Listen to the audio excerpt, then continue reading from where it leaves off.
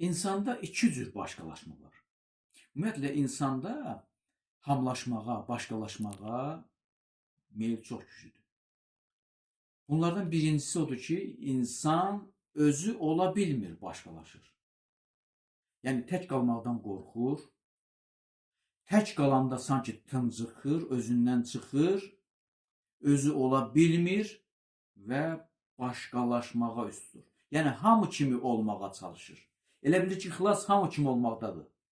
Yəni hamı kimi olsa, hamıya bənzəsə, hamı kimi davransa, geyinsə, o xilas olacaq.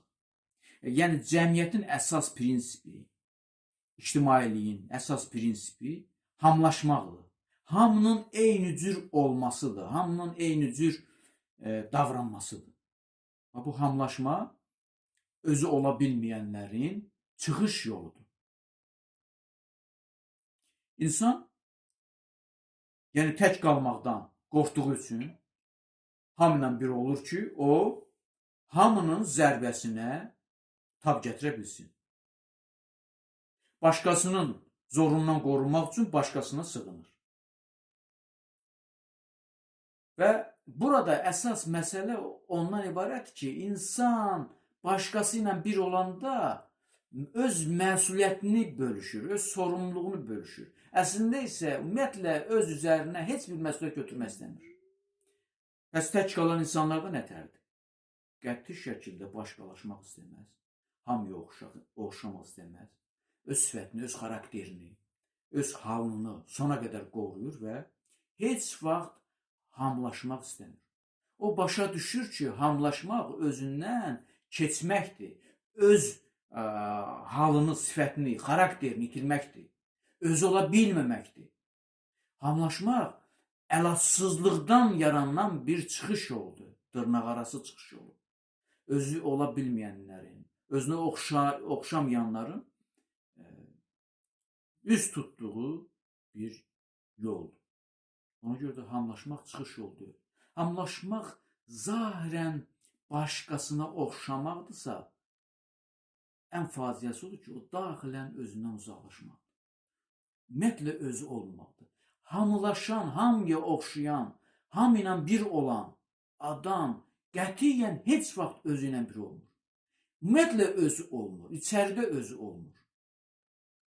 O nə qədər özü olmağa çalışsa da özü olmur. Ona görə də o həyata oxşuyur. O həyatdan əl çəkə bilmir. Çünki başqalarından əl çəkə bilmir. O daha doğrusu özündən əl çəkib. Nə üçün əl çəkib? Başqalarına qovuşmaq üçün. Başqalarından biri olmaq üçün. Hamıdan biri olmaq üçün. Bir də var əsl başqalaşma, bu kamillərin başqalaşmasıdır. İnsan yetkinləşir, kamilləşir, özü ilə dolubdaşır, o öz təkliyindən güc alır, o tamamilə büsbütün özü ilə, içəridə özü ilə birdir. Ona görə də o özündə qala bilmir, başqalaşmaq istəyir. Yəni özündə olanı başqalarına vermək istəyir. Birinci başqalaşmada adam, məxluq başqalarında olanı özünə almaq istəyir. Başqalarından nəsə almaq istəyir. Bu acizlikdir, bu gücsüzlükdür. Bir də var ikinci başqalaşma, kamil başqalaşma. Sən özün olursan bütünlüklə, içində özünlə dolubdaşırsan, ona görə də özündəkini başqalarına verirsən. Fərq bundan ibarətdir. Burada artıq çox böyük fədakarlıq və təmənnasızlıq üzə çıxır. Sən özündə qala bilmirsən və özündə qala bilmədiyin üçün özündəkini başqasına verirsən. Və başqaları üçün cazibə mərkəzinə çevrilirsən. Başqaları üçün cazibə mərkəzi olursan. Fərq bundan ibarətdir. Sağ olun.